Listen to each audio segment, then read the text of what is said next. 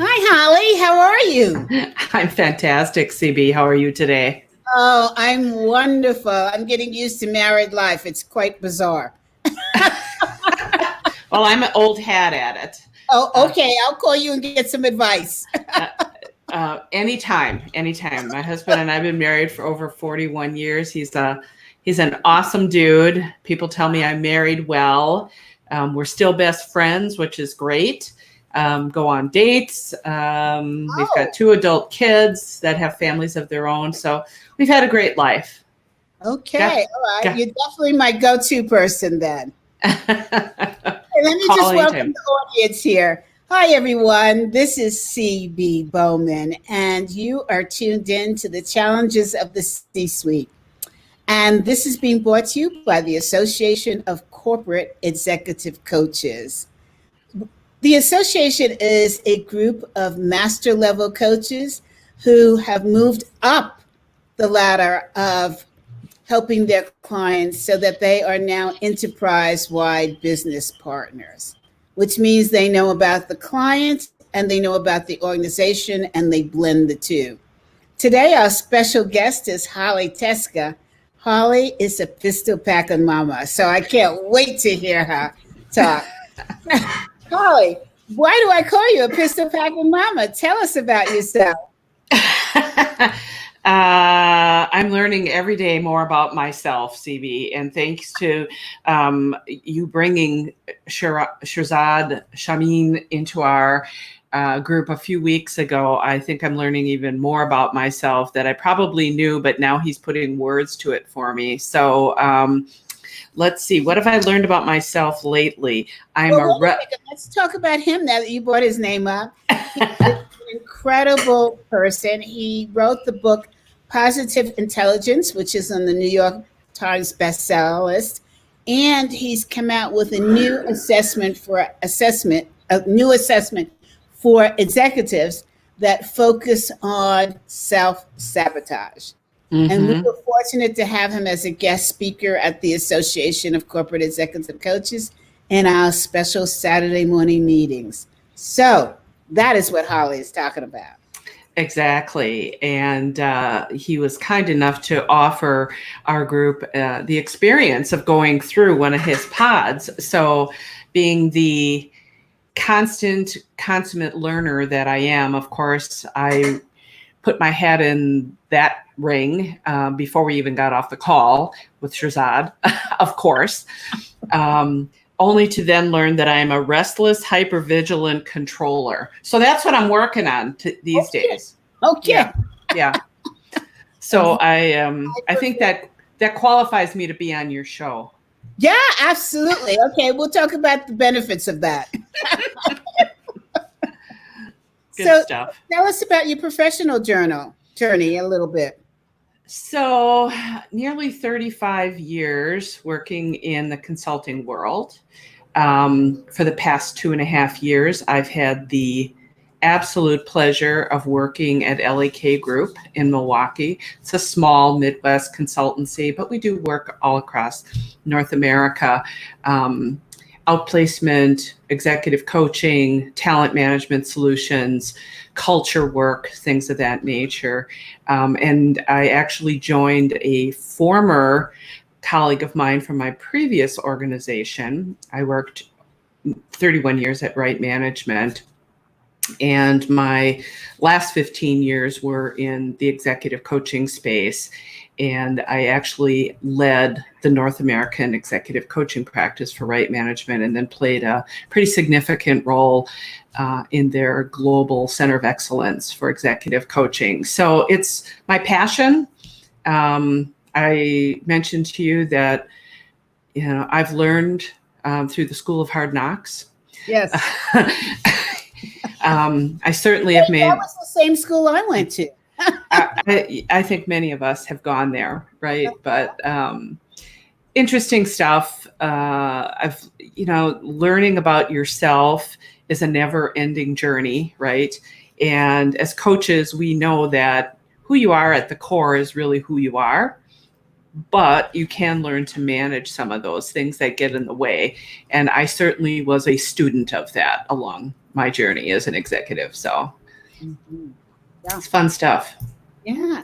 So I understand you have a little four-legged child. I do. So Yeah. we may hear some pleading or barking or whatever here. As we're all at home working from our home offices, we have to deal with our new workmates. Yes, exactly. He may have something to add to this discussion. You never know. There are times he's quite spry. There are times I'll be on a call and he'll just jump up on top of my desk and he'll be in the camera. So just giving you fair warning here, he may have something to contribute. Okay, well then we'll definitely ask his thoughts on what we're talking about at the top. He may have an opinion. You never know. I know my four-legged always has opinions. They always do, and they let us know all about them, don't they? Yeah. So, pretty cool stuff. So Yes. good. So Holly, tell me, this is our famous question. Are you ready? Okay, shoot it. What are the top 3 challenges you are seeing in the C-suite these days? And what's your take? Do you have any solutions?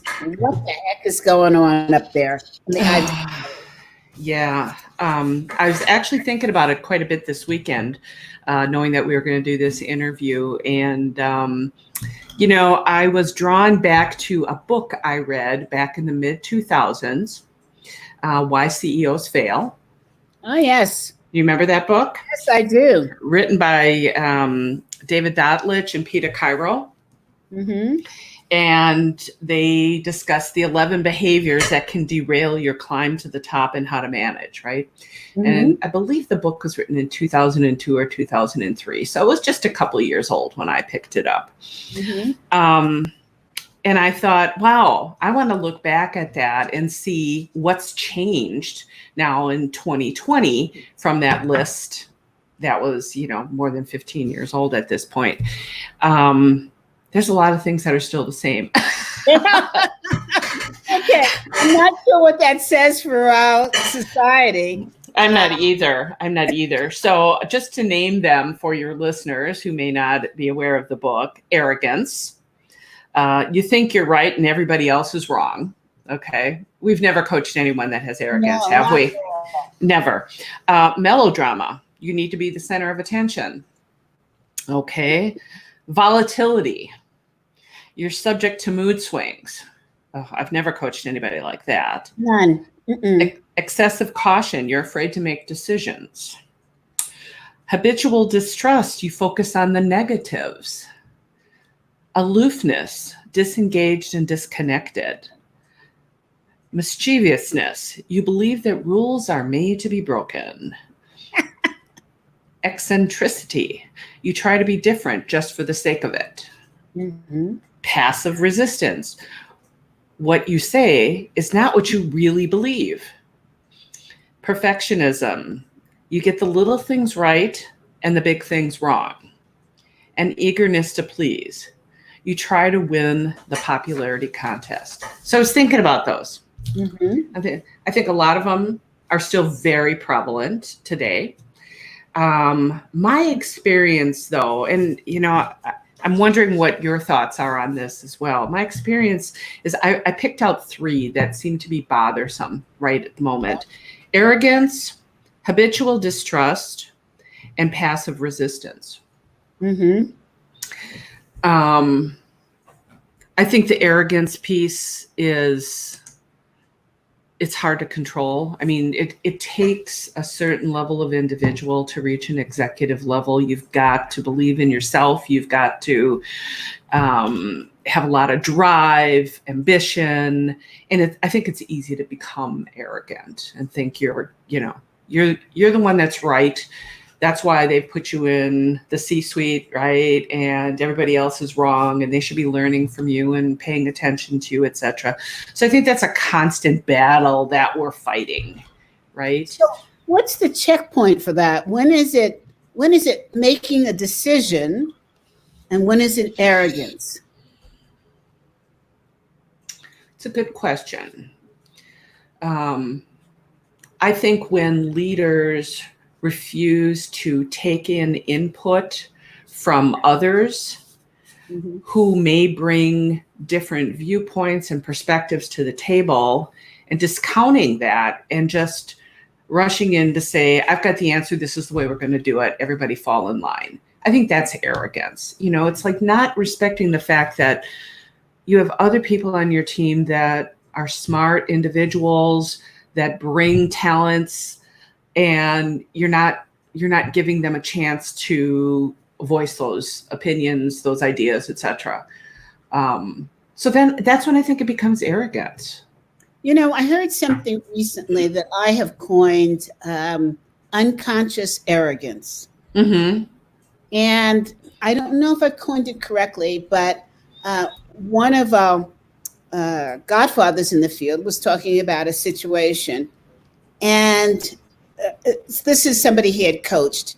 And he asked the person who was head of a Fortune 500 company, what did they learn during the coaching assignment that really stood out for them?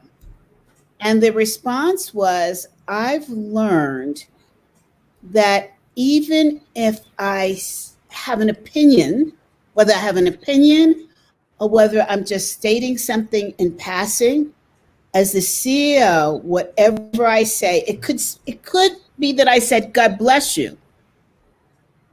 That becomes a rule. Yeah. So he's learned to just silence himself because it stifles creativity, it stifles motivation, and people just want to do what he said. Mm-hmm. I thought of that and I thought that is just pure garbage. He's just not listening for the other thinkers around him, like you just said. But recently, I was in a meeting for the association. I came in late because I had a conflicting meeting, and everybody was talking and I was listening. And then I couldn't stand it anymore. So I spoke up. And there was absolute silence. And I was told after by the chairperson of the committee, if you're going to come in late, respect the opinion of those that spoke already. Now, I thought I was doing that. But what I was missing was the minute I spoke, it changed the dynamics. It moved out of discussion mode to moving into this is what we're going to do. And I had no intentions of that being the situation. Right. But it was. Yeah. Yeah. And, that plays a little bit into different personality types, whether you're an introvert or you're an extrovert too, right? Many C-suite executives are extroverts and they think out loud. That's what extroverts do, right?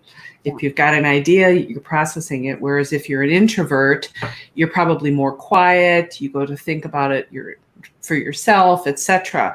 And I too learned that same lesson the hard way, CB, because I am an extrovert and I do tend to process things out loud. And, I have stuck my foot in my mouth more times than I would love to admit. But my team as well, I would find all of a sudden something that I brought up in just a casual, we're thinking out loud here, here's an idea, etc. All of a sudden I come back the next day and they've got it like started. I'm like, nobody, wait, I never said you should do this. Oh, but you said it. And I'm like, no, it was an idea. It was a thought. And that's when I learned that, if I'm going to say something, I have to preface it with, okay, I'm thinking out loud, guys. Don't take this as a decision. Don't take this as a direction. It's an idea that I'm throwing into the group. Yeah, it was quite an interesting awareness. I'm going to take that and I'm going to use that. I'm thinking out loud because now here I'm an introvert. I'm a high introvert. And what I find, because we do process things internally, that when we speak, because we're speaking from our mind, it sounds like an order. Yeah. Like there's no warm fuzziness attached to it. Right. There's no smile. It's just that blurp, this is what is inside my head. Mm-hmm. And so we suffer the same thing coming at it from different ways. Yeah. So you have to just preface it with, okay, this isn't a direction. This isn't a decision. All it is an idea. I'm throwing it out. I'm thinking out loud. Yeah. And so has that worked for you? it really has. And I've actually coached many a leader around that very topic, because they too cause confusion for their team. People don't know, is this a decision? Am I supposed to be working on this? Has my idea just been pushed aside and the boss says this is what we're doing? So, again, I think it can be interpreted as arrogance, because the receivers of that information aren't clear what your intention is, right? And for me, coaching is a lot about aligning perception and intention. I love that. I think I'm a bit of a Pollyanna in that I truly believe, CB, that people are good inherently. They want to do the right thing. They want to be good in the world. It's just, sometimes the way it's projected is not appropriate, and the receiver takes it in a very different way. Yes. And coaching can help people to pause and see, is my message getting across the way that I want it to get across? And if not, you owe it to yourself and the people you're communicating with to help them get greater clarity. I think that's where lots of misunderstandings come into play, right? We make assumptions. We hear something and we assume without checking, this is what I heard. Is that what you mean? And giving that individual an opportunity to clarify and really communicate in a much better fashion. Given the fact that CEOs are who they are, how can they find out if this is happening if they don't hire a coach? What are some of the clues that they can watch for?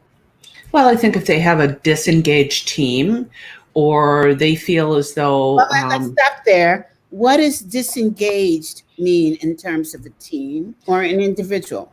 Sure. So disengaged, they're not passionate about their work. Maybe they show up, they get stuff done, but they're not demonstrating innovative thinking. They're not being creative. They're not contributing at a high level.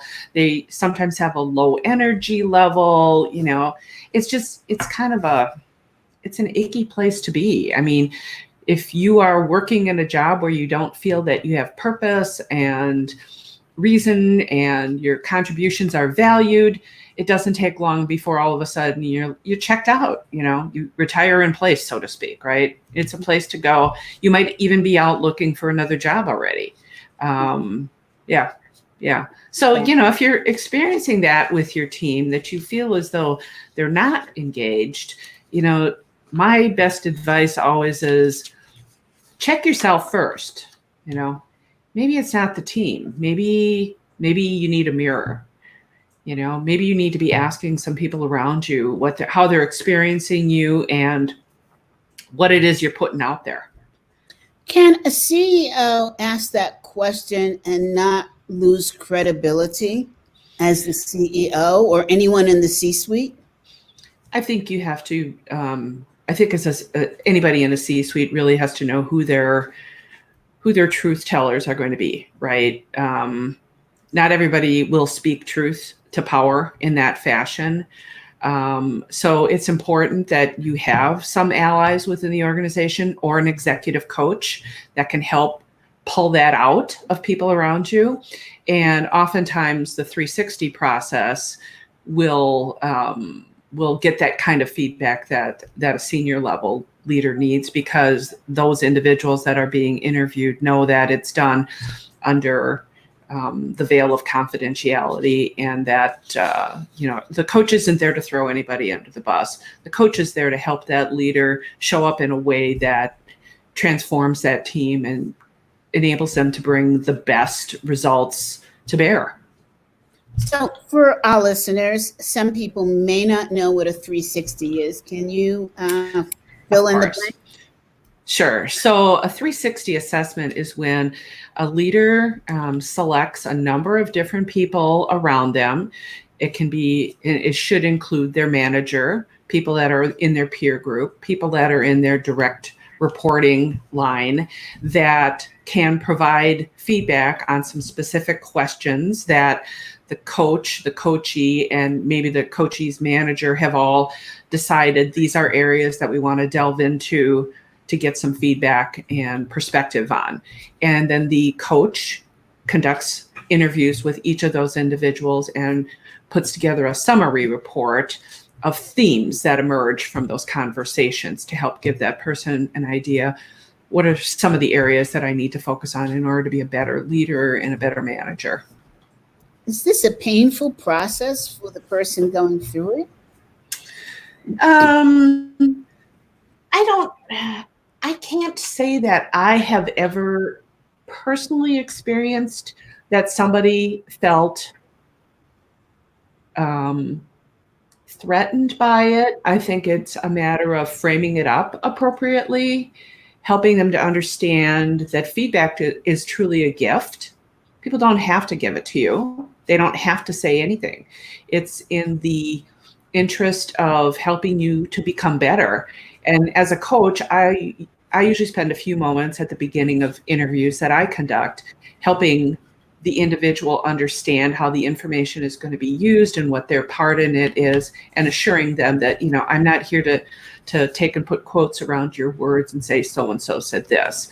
This is all about helping somebody to become better. So I personally have not experienced that. I know people sometimes are, in the feedback process, they sometimes can be resistant or try to justify, or I'm thinking of one that I did recently who, as we went through different bullet points, he felt very compelled to explain away, etc. And I said, please, I'm not here to judge you.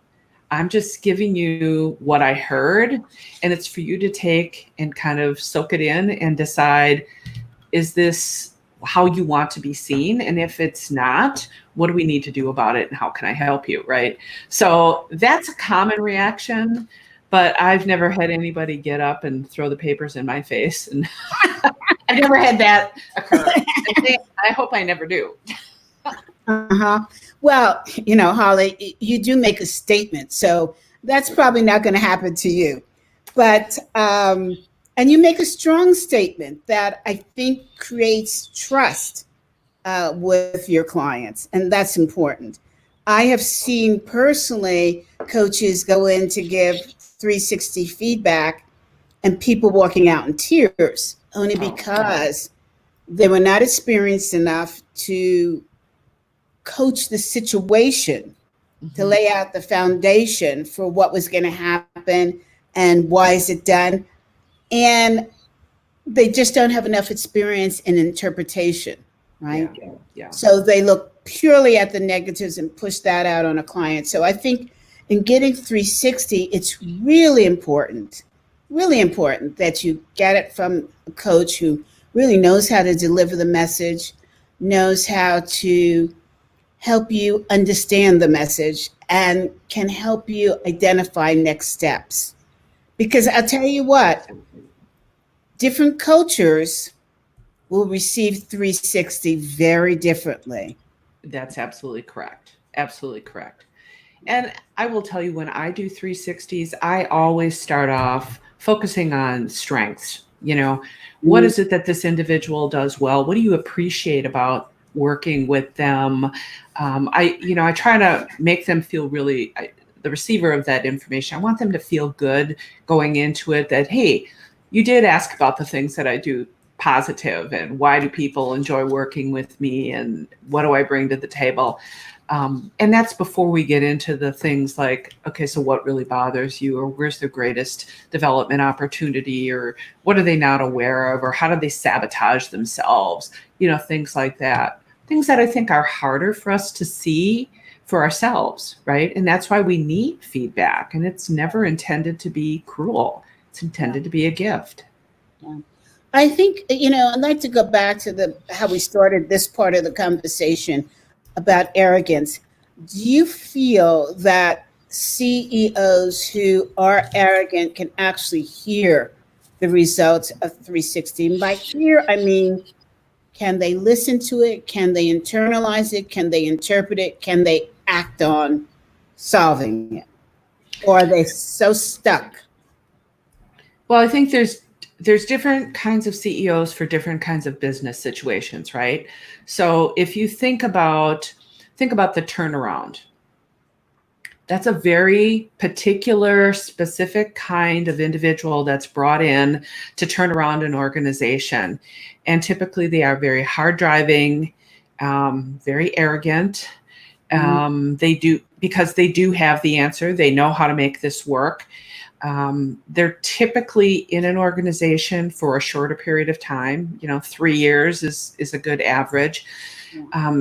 They're not in it to be the nice guy. They're not in it to be building a particular kind of culture. They're there to do a job, get in, get out. I don't think that type of a leader is probably well suited to being coached to be softer. And, unless they're having a personality transformation, I don't think that that's going to happen. I think that leaders who have grown very quickly and risen very quickly to the C-suite sometimes don't have enough of the experiences required to skin their knees. That's the way I'm going to put it, so that they really understand the importance of not being arrogant when you get there, right? It goes so quickly. Years ago, I actually wrote an article for a blog about how the career development runway has gotten so much shorter. Yes. It used to be, when I was younger, people started to get jobs of significance, I would say, so C-suite or being ready for the C-suite around the age of 40. That was very common. Nowadays, we've got people that are 28, 29, 30 years old in jobs that, they have the technical capability to do those jobs, but they don't always have enough experience in what happens when I do this. One of my favorite sayings, it still takes 50 years to build a 50-year-old. I'm really into this notion of the wisdom that people gain by the mistakes that we make. And I think you probably would agree with me to say that some of the greatest learning experiences you ever had were the mistakes that you made along the way. Absolutely. So, all of a sudden, somebody who's climbed the ladder very quickly ends up in a role of significance. They've not had enough time to kind of kick around and find out what happens. And I think that kind of leader, they're very ripe for learning. Okay, yeah, I got here. I've got the role. I see that I'm having some challenges. And then you can kind of backtrack them a little bit to say, okay, so let's go back to the people side of this and how you're interacting with your team and others in the organization. And how do we focus on that so we can take that brilliance that you bring to the role and now build those softer skills. And I hate to call them softer skills. Everybody refers to it as softer skills. I don't know that they're soft. I think they're equally hard, but they're different. But that's the kind of person I think that you can give feedback to, and they can be very reflective and make positive change. And then they can go on to be really great leaders. So let me ask you this. Given the state of affairs of the world, COVID-19 has been the great equalizer, so we'd like to believe. Do you feel that as a result, people that are in the upper echelon of the organization have become equalized and there is less arrogance? Or will there be less arrogance when we return back to the new normal? Well, again, I'm the world's greatest Pollyanna. I would like to hope so. CB, I think we've all been changed irreversibly by the fact that we've been forced to take a pause. Mm-hmm. Forced to take a pause and think about what's important to me. You know, when it's all over, what do I want to be remembered for? Right? We've never in our lifetimes experienced something like this. It's it's suffocating and it's invigorating at the same time, if that makes sense. Yes, yes. This opportunity to kind of sit back and reflect on, who am I? What's my purpose in the world? What do I want to be remembered for? And is the work that I'm doing aligned to that in such a way that I'm proud of it and I'm happy to pass this on and I'm leaving a world a little bit better for future generations? I think a lot of people have had that moment in these last few months. Will the world change permanently? I guess it's anybody's guess at this point. It's I'd like to think so, but I don't know. It's too early to tell. Of course, I would be remiss if I didn't bring up the other crisis intervention in the C-suite right now, Yeah. which is Black Lives Matter. Yeah. How is this affecting the challenges of the C-suite? I think there's a lot of people trying to figure out what does it all mean and what do I do about it. I know that you're getting very involved in some of that work yourself, which, I applaud you in a big way. I think people need to think about it differently. I've been reflecting a lot myself about how absent Black history has been in my life. What I don't know and how I need to continue to educate myself about all the things that I don't understand about Black culture, about any culture for that matter. I do love people. I see myself as an open kind of individual who respects and accepts all people. But at the same time, I have to say that I don't know what I don't know. And I hope that this is a time where, people are willing to share with one another and fill in the blanks. And I think CEOs are trying to figure out how do they create environments that allow that to happen, because I don't think it's existed in the past. Sure. So, okay. Yeah, I hear that. And I wonder if we're in a situation of what I would call a perfect storm right now. Yeah. Between two heavy hitting circumstances and how much that affects the arrogance of the C-suite, the lack of trust, and passive resistance. So the areas that you talked about. Yeah. What do you see happening? Well, I think there's a lot of coaching that needs to take place, to be honest with you. I have to chuckle when I sense that people are fighting over coaching work. I'm kind of like, folks, there's plenty of coaching to go around. Yes. Trust me, there's plenty of it to go around. But you're right. I mean, the distrust in the world, and I think we've got, because of the many things that have gone on in the last few years, I think there's such polarity going on in the United States right now, which is very disconcerting. So I think the environment is ripe for distrust. Everybody's like, no, it's the other guy. It's the other guy. It's not me. It's the other guy.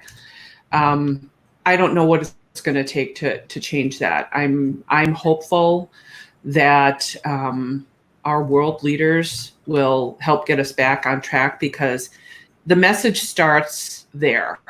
We've created an environment that says it's okay to not be respectful.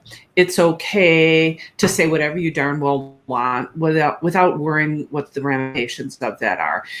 We've received these messages in the last few years, and I don't think it's helped. So we're in a really tough spot in terms of trust right now. I think the world needs a lot of healing. So there's just been too much.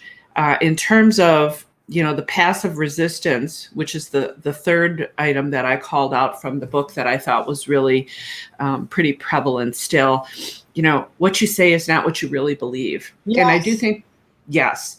And that links back to what we've just talked about, the trust factor. Yes, exactly. They're linked. I hear the United States trying to heal from two major catastrophes. And I wonder, you said something that starts at the top, this sense of distrust, this sense of lack of terra firma, right? Yeah. But I wonder if I'm seeing what I'm seeing, because I think that the solutions are starting at the bottom. I think you're right. So this here and then this here, what's going to happen when they meet? It's a very interesting phenomenon right now. Yeah. I think you are spot on. The tone is typically set at the top, but I think if solutions don't start to appear at the top, I think you're right. I think the bottom starts to take matters into their own hands, right? Mm-hmm. Who knows if they're aligned, right? Again, another misalignment opportunity. And again, it all comes down to a lot about trust, open and honest communication, helping people to understand, making sure that intention and perception are aligned. So much miscommunication is just going on right now, and it's a mess. It's just a mess. It makes me very, very nervous. Well, given what we're talking about, would you change your three choices for why CEOs fail? I don't think so. I think they're kind of the root. Mm-hmm. Mm-hmm. I think the others, definitely come into play. And again, I'd urge your listeners to go pick up the book. You still, I looked at it a couple months ago because I referred the book to one of my coachees, and I was surprised to see that there were still comments that were relatively new. So people are still reading this book. And it's not a hard read, which is really cool. But I think all the others, I still see them, but I think these three are the ones that are most prevalent right now for what we're going through as a world. I think you asked me if mine were different. And I think I want to add one to this list. Okay. And that is the lack of ability to find the right people to get on the bus. I think that, people are reaching out to the wrong people. And that could be because they're afraid. That could be because they don't know who to reach out to. They don't know where to find the right people to reach out to. But it tells me that the world of the C-suite has been so insulated and narrow that now, in terms of double crisis, they're not really sure who to trust to go back. And it goes back to your distrust, to reach out to. Who is their core? Who's holding them up? Mm-hmm. I think that has been shortcut. Yeah. And are you creating an environment where people are drawn to you as well, right? Oh, that's a good one. That's a real good one. Because again, going back to what you said earlier, everything you say and do creates part of the brand that exists around yourself. Yeah. And if you're trying to create a shift, right, you yourself might think that you're doing things differently and you're trying to show up differently. But remember, you have a brand that's been attached to you, and it takes a long time for those around you to see a change, if one has actually occurred, and then to trust you and follow you, right? So if you've historically been known for X and now you're doing Y and you're doing it really well, there's there's a lag in Yes. your ability to attract people to that new vision, right? So garnering followers, that is the most important thing that a leader can do, because if you don't have followers, nothing you want to get done gets done. Yeah. And I don't see that on the list of things Mm-mm. that CEOs need to think about. We're talking about CEOs. We're talking about anybody who's at the upper echelon of an organization. It Yes. seems that the higher they go, the less followers they have. And the worst part, they think they're okay. I'm okay, Right. you're okay. I think one of the primary jobs of somebody in senior leadership is to not only garner followers themselves, it's also to help the people that work for you to be able to do the same, right? Oh, I love that. Because if you are not building that core of trust in the organization, that core of people that say, yes, I'm going to follow this person who I know is following that person who I know is following that person, and it all works, they start to see the strategy different. They start, they can personally get involved in it because they see how they themselves fit. Yeah. So yeah, one of the core things that senior level leaders need to do is figure out how to help people garner followers in their organization. It's a very important leadership trait. Very important. Yeah, I don't see it. I don't see it a lot at all. What I do see is the connectivity with other leaders outside of the organization Mm-hmm. who also may be doing it wrong, but they sound like they're doing it right. Well, and it's not an either or, right? It's a both and. Yes. I think it's important for leaders to be in touch with others outside of their organization. That's what allows them to have a broader view of what's going on in the world, in their marketplace, et cetera. But at the same time, they also have to be very inwardly focused. It's always, it's just like the argument. So should we focus on the long term or the short term? It's both. It's not one or the other. It's both. And I think that's the leadership dance, right? How can I manage the polarities of the job and do them well? Do you see that? I know you touched on this before. Do you see that young leaders from what we call disruptive companies are doing things differently? And if so, what? I think they're more open to innovation, and I think I think they're risk takers, which is kind of cool. Innovation and risk. Again, when it comes to the technology, understanding how things work, thinking outside the box, I think that young leaders do a great job of that. But I think once they've gotten off the ground, they're really, they're past the startup stage. Now we're looking at IPO, et cetera.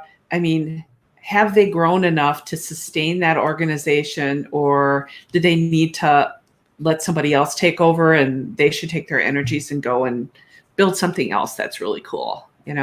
Different strokes for different folks. What I do see, and I love seeing it, is that a lot of the younger disruptive leaders, I think they are faster at understanding their weaknesses than those at the top, and they're faster to reach out for help. I love seeing the older sage wisdom people partnering with the new, let's try it. Let's jump first and figure out where we're going to land. That's a beautiful partnership. It is. It is. A lot of what you're talking about. It absolutely is. So are you tuned into Chip Conley's elder, what do they call it? I'm trying to think of it. He wrote a book called Wisdom at Work, and it is all about attaching groups of elders with younger individuals so that they bring the best of both of their perspectives to a project, right? So there's wisdom that older people have. They've skinned their knees. They understand, if I did this, this is kind of what happened. They're more around the relationship, the greater understanding. And the piece that you're talking about, younger people, they're quicker to move. They bounce all over the place. They get the technology so much easier. So yes, by pairing them, it's called the Modern Elder Academy. That's what it is. Chip Conley is the founder of that. If you haven't read the book, Wisdom at Work, you will enjoy it. He also has a blog that he does every day. It's quite amazing, but it speaks exactly to what you're talking about, CB, the marrying. Give us the name again. Chip Conley. Yeah, and, got that. Wisdom at Work is his book, and it's the Modern Elder Academy. Mm-hmm. But yeah, I think it's just a great way of marrying that wise elder with that really bright, energetic young person and bringing those two forces together to create something that's really extraordinary. Yeah, and I'd love to see that happen in the older established organizations, to bring in the youth and shake it up. Let's get hopping, let's get moving. When just the safety zone is paralyzing us. Yeah, well, everybody, that's human nature, right? To cling to what we are comfortable with, right? We're not good at change. Yeah. And, so that's human nature, to try to keep things very status quo. And until we get to a place where we feel that there's a lot more to be gained by changing the cultures of organizations, I think we're just going to chug along. It's sad because I can remember the day when we had that. We had innovation centers in major organizations. We had research and development. And I think those were some of our greatest years of growth. And then the economy factor came in, and organizations sliced and diced them out, Well, right. They cut them out because they were cost centers, right? And anything that was a cost center. But again, that's very short-sighted on the thinking, right? Okay, well, we'll cut this out it'll save us X number of dollars, but it's also your innovation engine. Yeah. And how does that impact your long-term? I think, who was it? A group of CEOs that, stood up earlier this year and said, it's time that we start thinking less about shareholders and more about stakeholders, right? That's Costco's mantra. Yeah. And look what happens. Yeah. I mean, not that I'm a Costco fanatic. I'm only in. Oh, you are. You're only in there 3-4 times a week, CB. We know.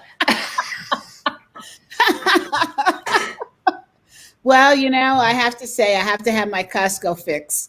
Okay. It calms me. That's a good thing, how do you calm yourself? I came across an article this weekend on medium.com. I don't know if you follow them at all. I don't, but I should. I've heard so many good things about them. They have some really good articles. And this one was the individual, she stopped meditating and substituted something else instead. And it turned out to be laughter.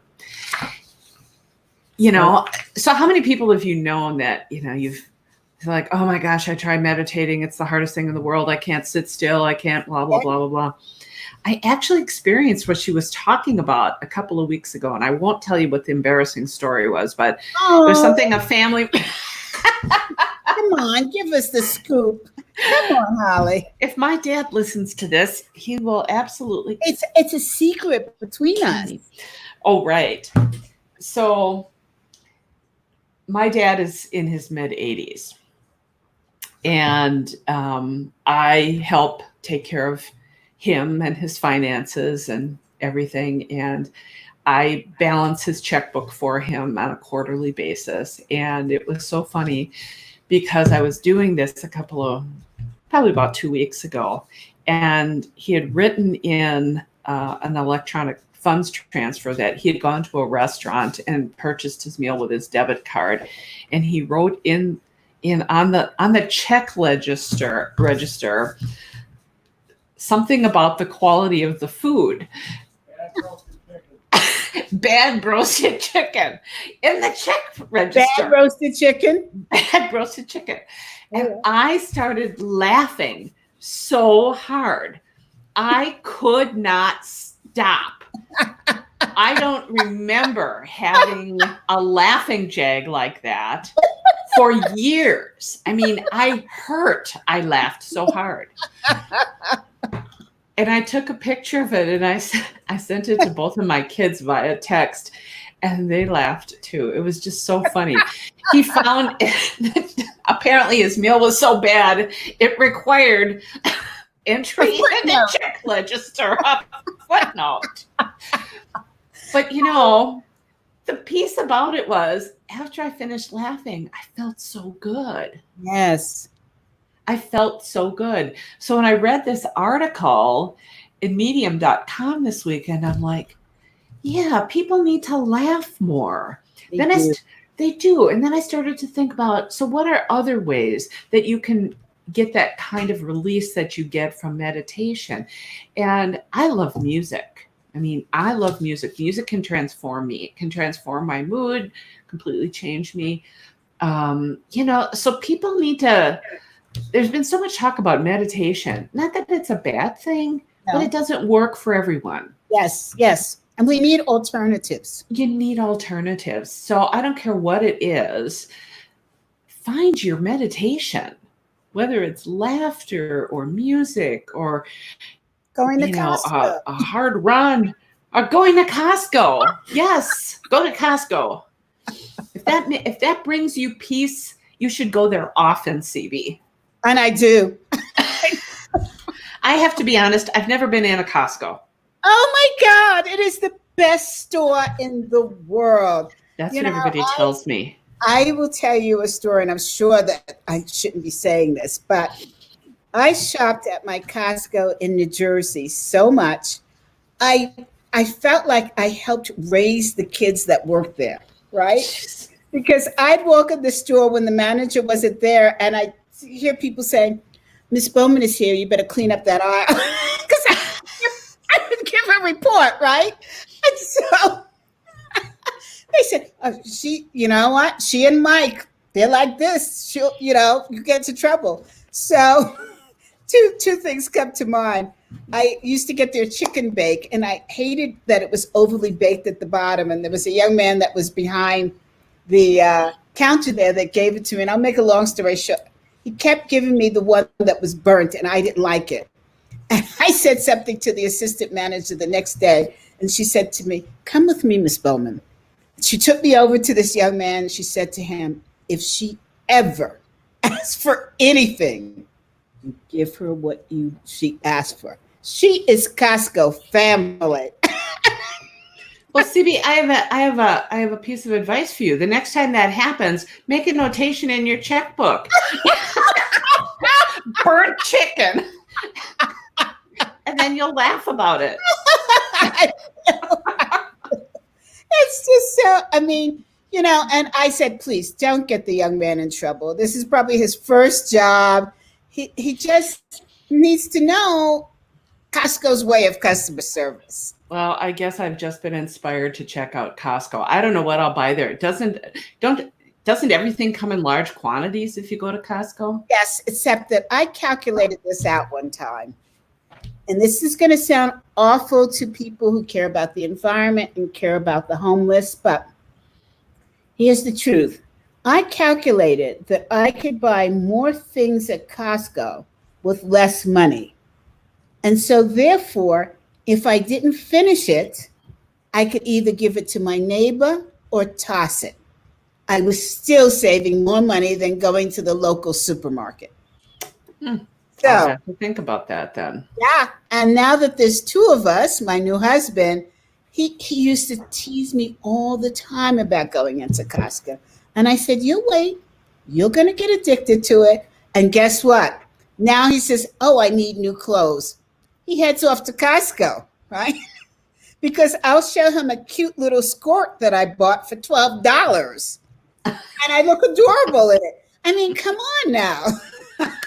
That's the way to do it, CB. That's the way to do it. I've been inspired. I'll have to check out Costco. Oh, they're good people. You know what I like, in all seriousness?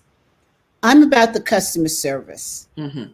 I work so hard for my money, as you do too. I don't want to spend it in a place where the customer service is poor. I Okay. want to be spoiled when I walk in a store. I have earned that. Yeah. Working 3 o'clock in the morning, 4 o'clock in the morning to earn my dollar. I want that dollar to spoil me. I think you're really onto something, and I've noticed that I've become much more about the customer experience as well in my shopping, because I just feel the same way. I've spent my life in customer service Yes. and bending over backwards, and the last thing I want is some crabby person working with me. I have no place in my heart for it anymore. That's just a message straight to the CEO. Yeah. I have stopped going into specific stores because the customer service was so bad. And Yeah. I've just decided I'd rather do without. I remember when I purchased my first Apple computer, I couldn't afford it. And I had walked in the store and I said, I'll just look and then I'll leave and I'll go and get some other brand. But they're so wonderful. I walked into that store. They said, no pressure. Let's just show you around. And you think, because I said, I can't afford this. They said, we understand. Want to see anything? Ask any questions. They spent a couple of hours with me. I said, all right, I guess I'll think about it, because I'm thinking, how can I save to buy this? I walked out of the store. Everybody was, goodbye. Nice to see you. I got to the street. I turned around. I walked back in the store and I bought my computer. Good for And you. I did not have the money. I sacrificed to have that computer. And you know something? That computer lasted me 10 years. So it was a good investment. Good investment. And to this day, I remember how nice they were in the store. So you're a customer for life. On my second Apple. There you go. All things Apple now. That's the way it is here too. So Yeah. Makes a Yeah. difference. So I think, we have several messages for CEOs and the C-suite that are listening to this. Number one, make sure your organization is giving the very best customer service. absolutely. Don't lead with arrogance. It won't get you any place. Mm-mm. It won't get you where you got to, right? To quote Marshall. Yeah. Next is, make sure that you have people around you who you can trust, who can tell you the truth, even if you don't want to hear it. Build that consortium, that cohort of people that will tell you the truth. Next is, don't be passive resistance about decisions. Make your decision, stand by it. Remember, you can always change your decision if it doesn't work out for the best. But show true leadership. Go for it. Absolutely. Absolutely. Anything that I missed, Holly? No, I think it was great chatting with you today, CB. Great message for, those in the C-suite or those aspiring to be in the C-suite. Keep it real and keep good people around you. That's what you Form need. your posse. Form your Yep. posse, as we say Exactly. in my neck of the woods, and make sure that they're there for you. Always. So listen, everybody, it's been great having Holly. I hope she'll come back and join us for other questions that are facing the C-suite. Would love to. Great. This is CB Bowman live with Challenges of the C-suite. Come back and see us again. Meantime, be successful out there. Bye now.